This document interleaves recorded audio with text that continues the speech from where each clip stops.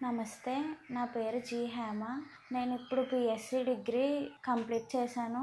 నాకు ఇప్పుడు MSc biotechnology VIT Vellore క్యాంపస్లో సీట్ వచ్చింది. నేను 7th స్టాండర్డ్లో ఉన్నప్పుడు మా ఫాదర్ చనిపోయారు.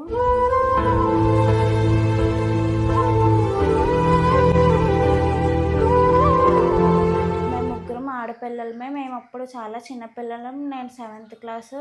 అలాంటి టైంలో ఇంకా ఇంట్లో మగదిక్కు లేకపోతే ఎలా ఉంటుందో అందరికీ తెలుసు.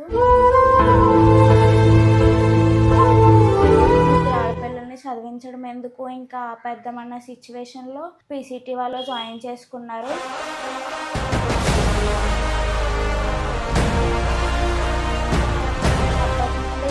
ప్రతి 2-3 మంత్స్కి ఒకసారి మీటింగ్ పెట్టి మాకు ఫైనాన్షియల్ సపోర్ట్ ఇవ్వడమే కాకుండా మాకు చాలా నమ్మకం ఇచ్చారు. మా అమ్మకు కూడా చాలా సర్ది చెప్పారు. ఆడపిల్లలు అయినా సరే వాళ్ళు చదువుకోవాలి, వాళ్ళ కాళ్ళ మీద వాళ్ళు నిలబడాలి అని మా అమ్మకు కూడా చాలా సపోర్ట్ ఇచ్చారు. మాకు స్కూల్లో ఉన్నప్పుడు బుక్స్, ఫ్రీ బట్టలు, అవే కాకుండా బ్యాగ్స్, మాకేమన్నా హెల్త్ ప్రాబ్లమ్స్ ఉంటే వచ్చి హెల్త్ చెకప్స్ చేసి ఇన్ కేసు ఏమైనా ప్రాబ్లమ్స్ ఉంటే వాటన్నిటికీ ట్రీట్మెంట్ చేయించడం అన్నీ చేసేవాళ్ళు. మళ్ళీ 1 మంత్కి ఒకసారి అలా కాల్ చేసి అంతా బాగానే ఉంటుందని చేయడం, స్కూల్లో హెల్ప్ చేయడమే కాకుండా మాకేమన్నా సబ్జెక్ట్స్లో వీక్గా ఉంటే ట్యూషన్ చెప్పించుకోవడానికి సపరేట్గా ఫోన్ చేసి మనీ ఇవ్వడం, ఇలా అన్నీ చేశారు. చాలా సపోర్ట్ చేశారు. నిజంగా పీసీటీ వాళ్ళు సపోర్ట్ చేయడం వల్లే మేము 10th స్టాండర్డ్ వరకు కంప్లీట్ చేయగలిగాము.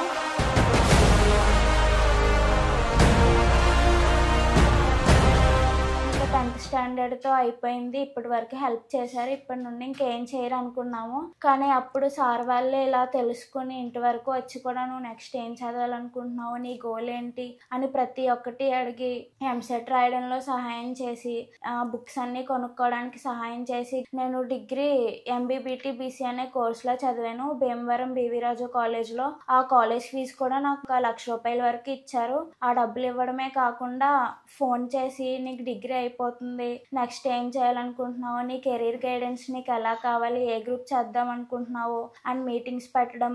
మళ్ళీ ఇంగ్లీష్లో వీక్గా ఉన్న వాళ్ళందరికీ ప్రతి సండే స్పోకెన్ ఇంగ్లీష్ క్లాసెస్ పెట్టడం, ఇలా చాలా హెల్ప్ చేశారు. క్యాన్సర్ రీసెర్చ్ అవన్నీ అంటే చాలా ఇష్టం. చిన్నప్పటి నుండి నాకు బయాలజీ అంటేనే ఇష్టం. ఇంటర్ కూడా బైపీసీలో చదివాను. డిగ్రీ అయిన తర్వాత నాకు క్యాన్సర్ రీసెర్చ్ చేయాలని అవన్నీ చాలా ఇష్టం ఉండేది. కానీ కాలేజీలు ఎక్కడుంటాయి, ఏ ఎగ్జాములు రాయాలి, ఇవన్నీ ఏం తెలియదు నాకు. అప్పుడు పీసీటీలో కెరీర్ గైడెన్స్ కోసం కాల్ చేస్తే వాళ్ళు ఏ కాలేజీలు ఉంటాయి, ఏ ఎంట్రన్స్లు ఉంటాయి అవన్నీ చెప్పారు. నేను అవన్నీ తెలుసుకుని ఏ కాలేజ్ బాగుంటుంది అవన్నీ రీసెర్చ్ చేసుకుని నేను ఇప్పుడు అప్లై చేయడం జరిగింది. నాకు ఆ కాలేజ్లో కూడా సీట్ వచ్చింది. నేను పీసీటీకి చాలా రుణపడి ఉంటాను. ఎందుకంటే మా బంధువులు కూడా మాకు ఎవరో ఏమీ సహాయం చేయలేదు.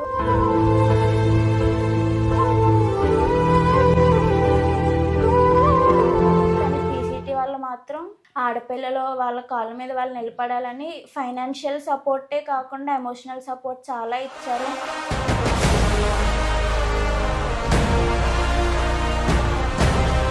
మోరల్ వాల్యూస్ నేర్పించారు. ముఖ్యంగా మనకి ఈ ప్రజెంట్ సిచ్యువేషన్లో బతకడానికి కావాల్సిన లైఫ్ స్కిల్స్ అన్నీ చాలా నేర్పించారు.